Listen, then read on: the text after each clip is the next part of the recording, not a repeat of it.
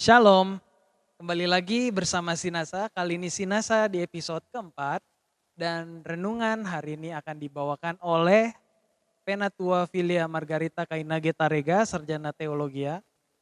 Kiranya lagu dan renungan yang dibawakan oleh Penatua Filia Tarega Kainage memberkati kita semua. Amin. Tuhan Yesus memberkati.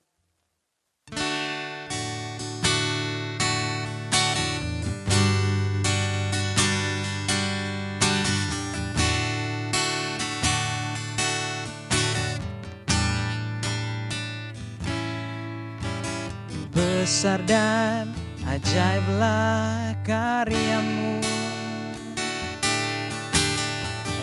adil dan benarlah jalanmu, Raja segala bangsa yang maha kuasa, mulia namamu.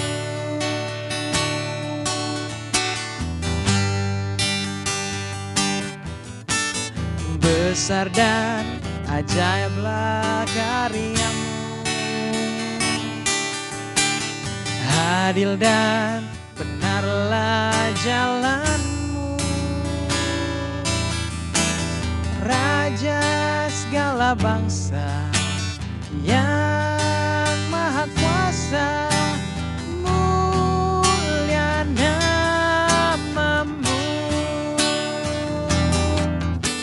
Layaklah segala bangsa sujud kepadamu, sebab Kau Allah yang kudus, layak disembah. Layaklah segala bangsa sujud kepadamu,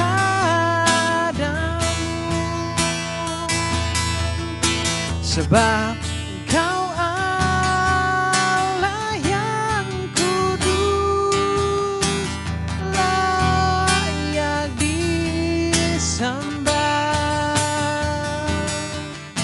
Sebab Kau Allah yang kudus,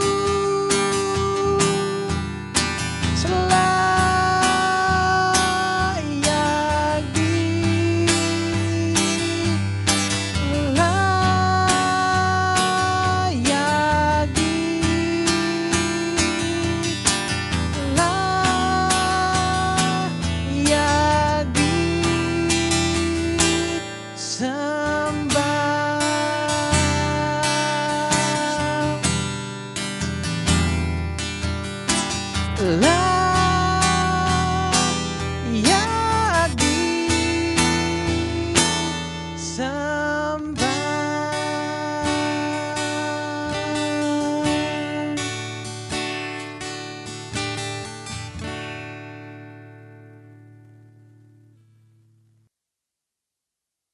Shalom, Bapak Ibu yang terkasih dalam Tuhan kita Yesus Kristus.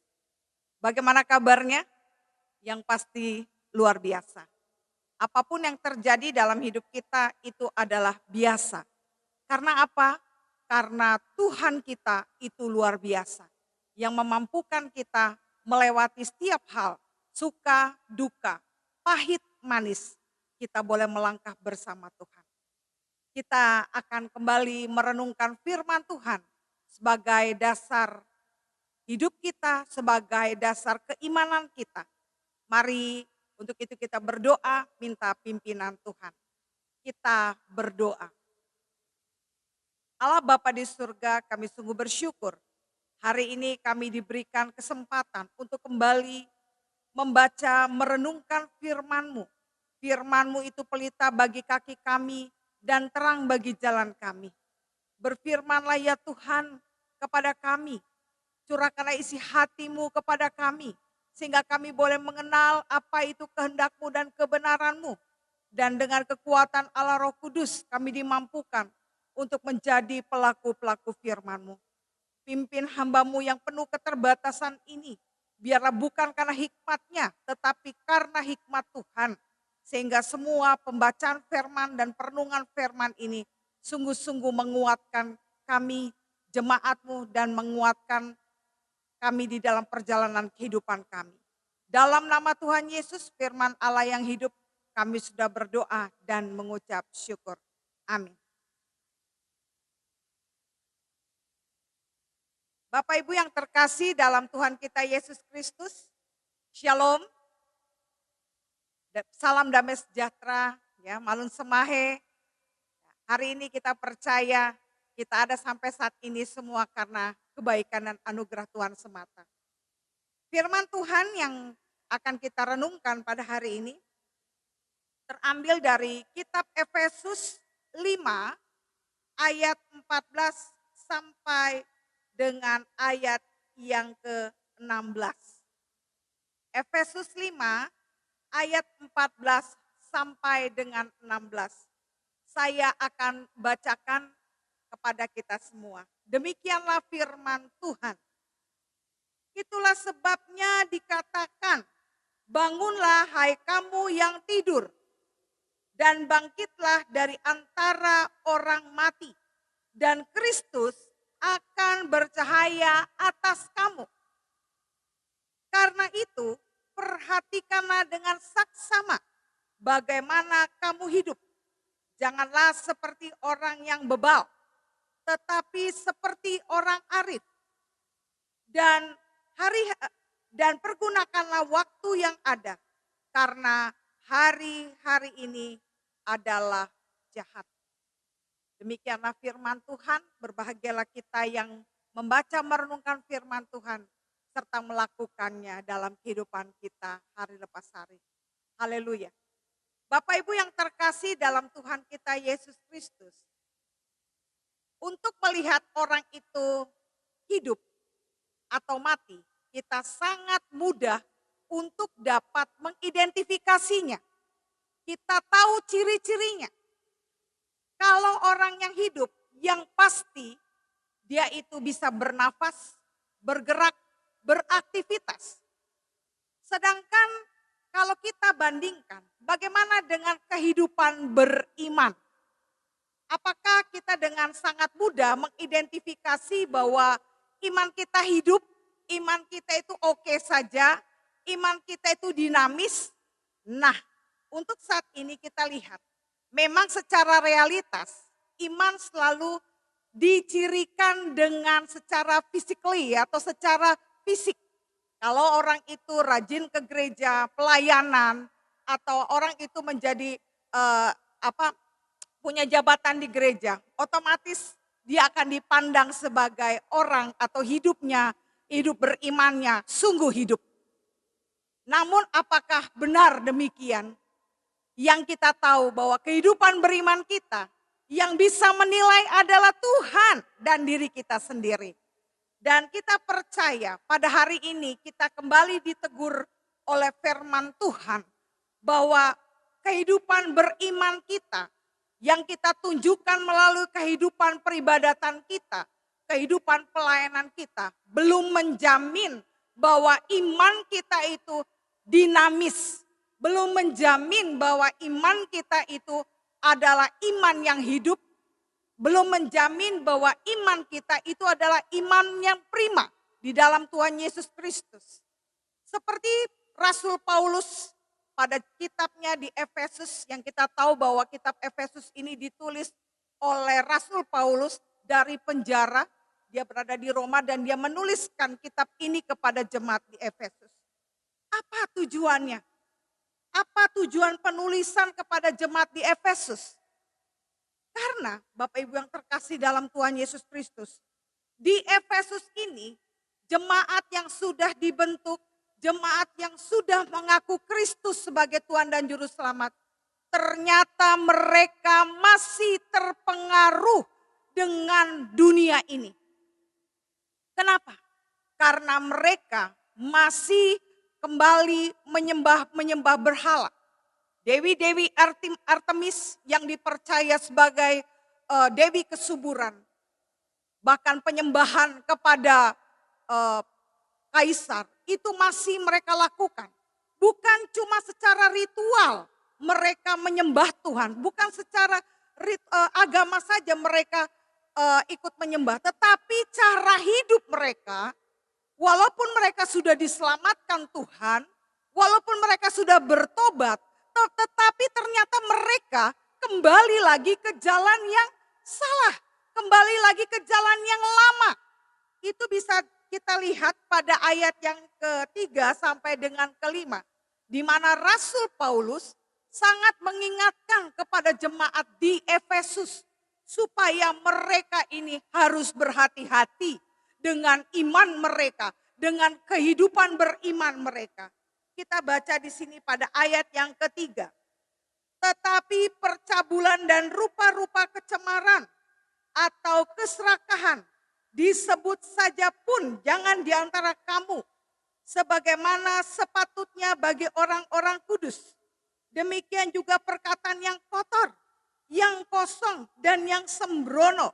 Karena hal-hal itu tidak pantas, tetapi sebaliknya ucapkanlah syukur. Karena ingatlah ini baik-baik. Tidak ada orang sundal, orang cemar, atau orang serakah. Artinya penyembah berhala yang mendapat bagian di dalam kerajaan Kristus dan Allah.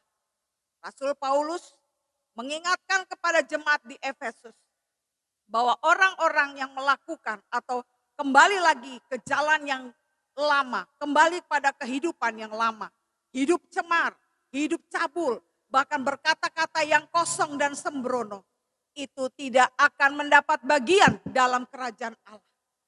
Tidak akan mendapat bagian dalam kerajaan Kristus. Sehingga firman Tuhan itu, surat Rasul Paulus kepada jemaat di Efesus sungguh tegas. Lalu kemudian pada perenungan kita, di sini Rasul Paulus juga mengingatkan, yaitu karena pada saat itu kehidupan beriman orang-orang di Efesus adalah seperti orang yang tidur. Kita tahu bersama kalau orang yang tidur, Bapak Ibu yang terkasih, memang organ tubuh kita bekerja. Jantung kita masih berdetak, paru-paru kita masih bekerja. Semua sistem pencernaan, sistem semua yang ada di dalam tubuh kita, baik itu pernafasan, itu masih bekerja. Tetapi keadaan kita tidak sadar.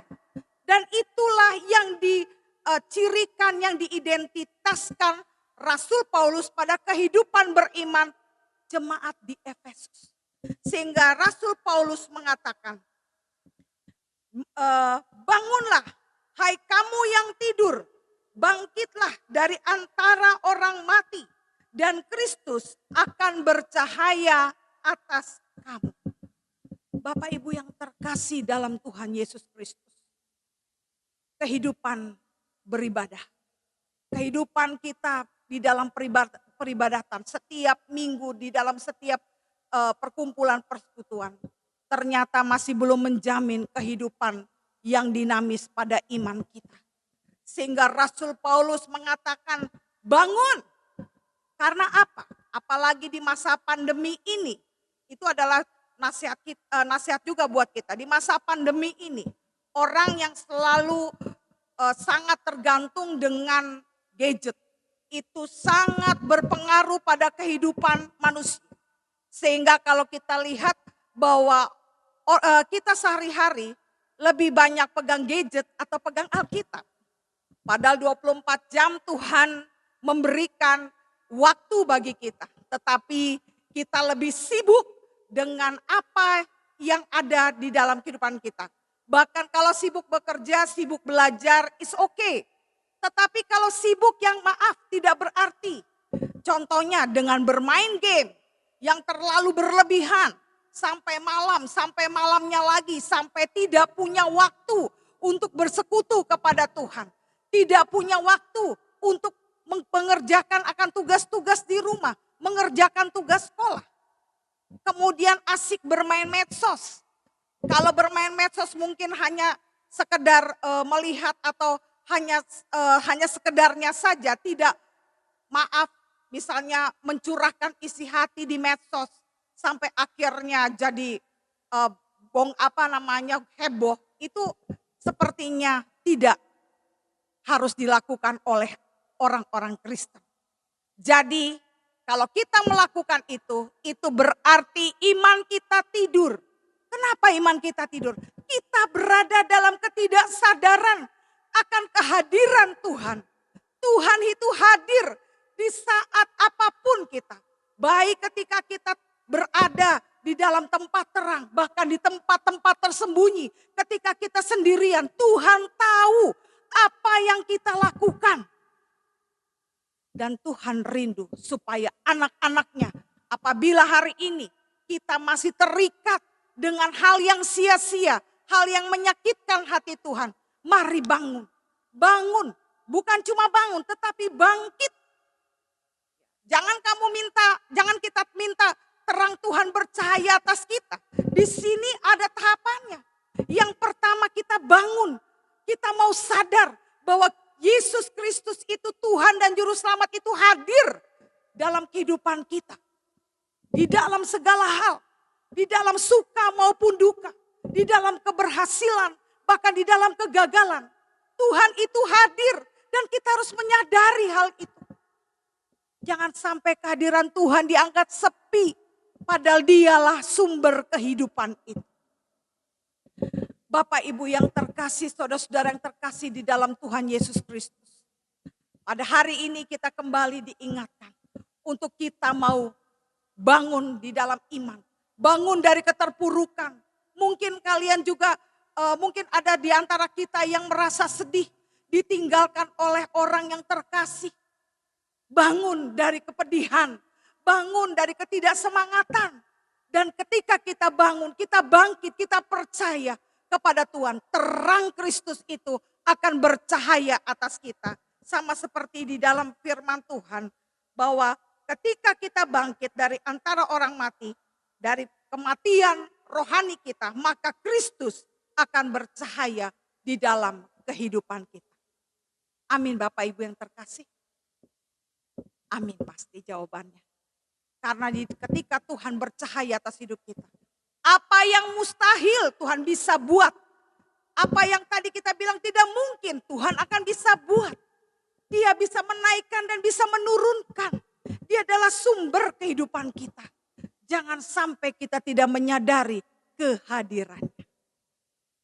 Bapak Ibu yang terkasih dalam Tuhan kita Yesus Kristus. Pada ayat yang ke-15. Rasul Paulus juga menasehatkan. Perhatikanlah dengan saksama bagaimana kamu hidup. Jangan seperti orang bebal, tapi seperti orang arif. Apa itu saksama? Saksama itu artinya teliti, cermat. Kita harus melihat jalan hidup kita. Apabila jalan hidup kita sudah mulai menyimpang, maka kita harus kembali kepada Tuhan. Ketika keberimanan kita sudah mulai redup, kita mulai meragukan Tuhan. Ketika kita sudah mau meninggalkan kehidupan doa kita. Ketika kita sudah mulai malas membaca firman Tuhan. Apalagi melakukan firman Tuhan. Mari kita kembali mencermati kehidupan kita. Itu tandanya iman kita sudah mulai redup. Kembali lagi ke jalan Tuhan. Karena dia menantimu dengan sungguh-sungguh. Dia menantimu dengan kesungguhan hati. Karena Tuhan itu sangat mencintai kita. Bapak Ibu yang terkasih, ketika terang Kristus itu hadir dalam hidup kita, kita pun akan dipimpin untuk hidup secara saksama. Jangan seperti orang bebal. Kalau saya melihat arti bebal itu di dalam KBBI itu adalah bodoh. Sudah tahu apa yang benar, sudah tahu ini adalah jalan yang benar, tetapi tidak mau diambil. Kita bukan orang yang bebal, tapi kita adalah orang yang arif, orang yang bijaksana di hadapan Tuhan. Amin. Makanya di dalam kehidupan kita harus terus terhubung dengan Tuhan. Kita harus tetap dekat dengan Tuhan. Dan kita mau percayakan kehidupan kita kepada Tuhan. Lalu berikutnya pada ayat yang ke-16. Dan pergunakanlah waktu yang ada. Karena hari-hari ini adalah kita tidak tahu seberapa lama kita hidup di dunia ini. Memang dalam terminologi Yunani ada dua waktu dalam kehidupan. Yang pertama adalah kronos, di mana waktu itu adalah bentangan waktu dari kita lahir sampai kita hidup, mungkin sampai kita mati. Tetapi satu lagi itu adalah kairos, di mana itu adalah momentumnya Tuhan. Ketika kita mengisi waktu yang diberikan Tuhan dengan baik, dengan penuh tanggung jawab, itu berarti kita hidup di dalam jalannya Tuhan, di dalam kairosnya Tuhan. Kita yakin ketika kita hidup di dalam kairosnya Tuhan, maka apa yang difirmankannya, Ia membuat segala sesuatu indah pada waktunya. Itu akan terjadi dalam hidup kita. Banyak orang yang terjebak hanya hidup di dalam waktu kronos. Yang penting gua hidup, mau makan, minum, selesai. Makan, minum, beraktivitas, bekerja, kemudian memainkan musik sebagai hobi ataupun hobi-hobi yang lain. Tetapi tidak pernah menyertakan Tuhan.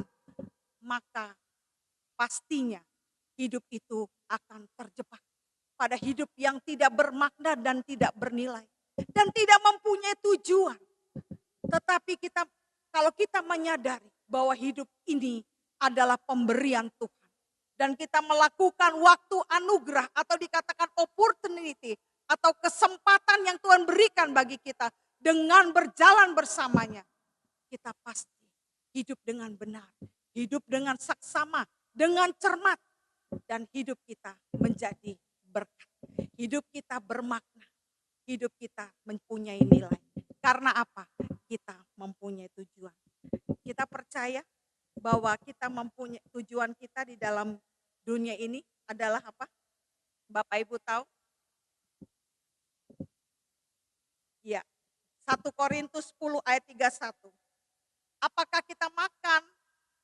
Jika kamu makan, jika kamu minum atau melakukan sesuatu yang lain, lakukanlah itu semua hanya demi tujuannya adalah memuliakan nama Tuhan. Kalau dahulu mungkin cerita hidup kita adalah tentang kita. Mungkin banyak kegagalan, mungkin banyak hal yang sia-sia di situ. Tetapi ketika kita mau bangun, mau bangkit bagi Kristus, terang Kristus akan nyata dalam hidup kita. Maka hidup kita mulai menuliskan cerita. Bukan lagi saya sendiri, tetapi Kristus dan saya. Ketika kita menuliskan cerita bersama Kristus untuk hidup ini, yang pasti endingnya bahagia. Amin Bapak Ibu yang terkasih? Yes, pasti amin. Bapak Ibu yang terkasih, demikianlah perenungan firman Tuhan pada hari ini.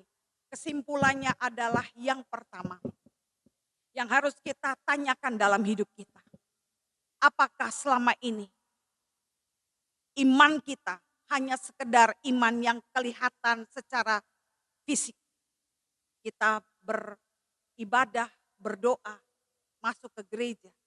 Tetapi kita tidak punya kemauan untuk dekat kepadanya. Karena pada waktu itu di dalam kitab Yesaya pernah mengingatkan kepada orang Israel. Bangsa ini hanya mau dekat denganku dengan mulut mereka. Mereka memujiku hanya dengan lidah mereka. Tetapi hatinya menjauh daripadaku. Jangan sampai seperti itu. Ketika kita masuk gereja, benar-benar kita sungguh-sungguh punya kerinduan. Punya rasa cinta kepada Tuhan untuk datang ke rumahnya. Ketika kita berdoa dengan sungguh-sungguh. Dan ketika kita mau memuji Tuhan, kita memuji Tuhan dengan sungguh-sungguh sebagai sumber kehidupan kita. Itu artinya atau tandanya bahwa iman kita hidup. Iman kita dinamis, kehidupan iman kita seiring dengan perjalanan hidup kita. Bapak Ibu yang terkasih, lalu pelajaran yang kedua. Hati-hatilah dengan waktu-waktu ini. Waktu ini sedemikian rupa membuat kita sangat sibuk sampai akhirnya kita melupakan tugas tanggung jawab kita di hadapan Tuhan. Sebab hidup kita bukan kita lagi. Ingat, hidup kita adalah Kristus, hidup adalah Kristus. Filipi 1 ayat 21, hidup adalah Kristus dan mati adalah keuntungan. Sehingga sesibuk apapun, ingat dimanapun kita berada, hanya Kristus yang nampak dalam hidup kita. Hanya kasih Kristus yang nampak dalam kehidupan kita. Hati-hati, kita tidak tahu kapan waktunya kita akan kembali kepada Tuhan. Kematian itu adalah sesuatu yang pasti. Tetapi kita tidak tahu kapan waktunya. Tinggal menunggu giliran. Yang pasti kita harus siap mempersiapkan diri. Ketika Tuhan memanggil kita, kita dalam keadaan yang siap siaga. Bukan dalam keadaan tertidur. Jangan sampai ketika Tuhan Yesus datang kedua kali, kita masih dalam keadaan yang tertidur. Kita masih hidup di dalam dosa. Kita masih terikat dengan dosa. Jangan sampai seperti itu. Dan akhirnya saya akan mengajak untuk merenungkan bersama. Ini sebagai penutup renungan firman Tuhan kita untuk menyadarkan bahwa hidup kita, bahwa hidup ini yang kita hidupi sekarang bukan lagi bicara kita. Kita lihat dalam Galatia 2. Galatia 2 ayat 20. Galatia 2 ayat 2 sampai Galatia 2 ayat 2 sampai ayat pasal 2 ayat yang ke-20. Galatia 2 ayat yang ke-20. Demikianlah firman Tuhan. Namun aku hidup, tetapi bukan lagi aku sendiri yang hidup, melainkan Kristus yang hidup di dalam aku. Dan hidupku yang kuhidupi sekarang di dalam daging adalah hidup oleh iman dan dalam anak Allah yang telah mengasihi aku dan menyerahkan dirinya untuk aku. Mari kita terus sadari hidup ini Tuhan hadir bersama kita. Kalau kita menyadari Tuhan hadir bersama kita, kita tahu bahwa waktu ini hanya sementara dan kita hidup secara bijaksana. Tuhan Yesus memberkati, terus bangun, terus bangkit supaya terang Kristus itu selalu nyata dalam kehidupan kita. Amin. Mari kita menutup renungan firman Tuhan ini dengan doa. Bapa dalam surga, terima kasih untuk firman-Mu yang menyadarkan kepada kami bahwa terkadang iman kami mulai meredup oleh karena keadaan situasi kami. Entahkah kami di dalam keterpurukan ekonomi, entahkah kami di dalam kegagalan pendidikan kami, atau kegagalan di dalam kehidupan kami. Entahkah kami Tuhan berada di dalam kepahitan, kesulitan hidup ini. Tetapi melalui firman Tuhan ini mengingatkan kami untuk bangun di dalam iman kami yang tidur.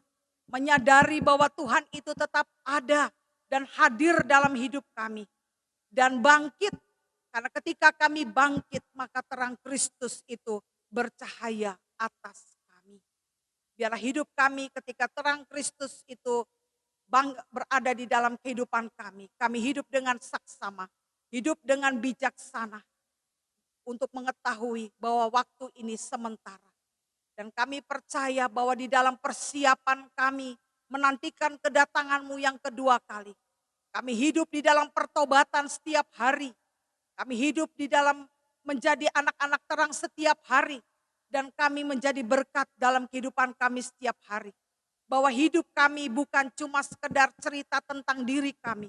Tetapi hidup kami cerita tentang Tuhan dan diri kami. Terima kasih Tuhan untuk kebenaran firman-Mu. Kami alaskan doa kami ini hanya di dalam nama Tuhan Yesus, firman Allah yang hidup lagi kudus. Amin.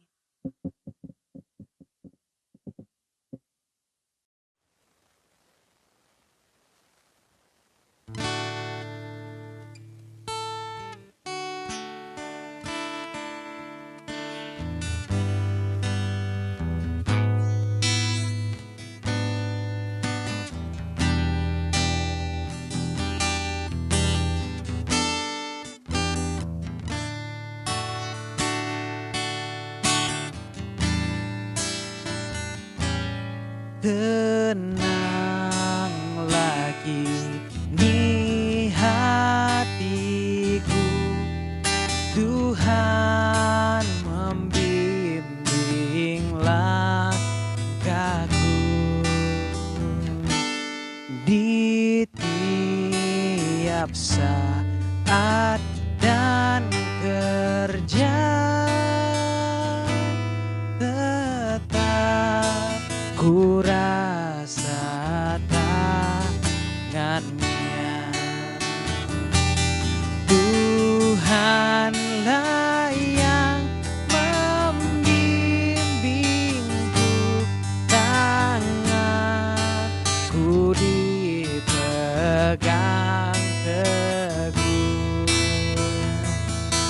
Hatiku berserah penuh, tanganku dipegang teguh.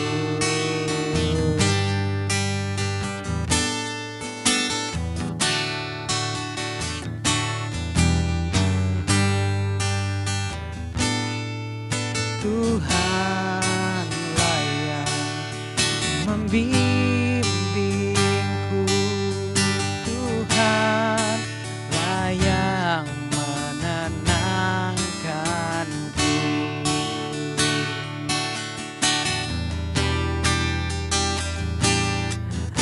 Tenanglah kini hatiku, Tuhan membimbing langkahku di tiap saat dan kerja, tetap ku rasa tangannya. Tuhanlah yang membimbingku, tanganku dipegang teguh. Hatiku berserah penuh, tanganku dipegang teguh.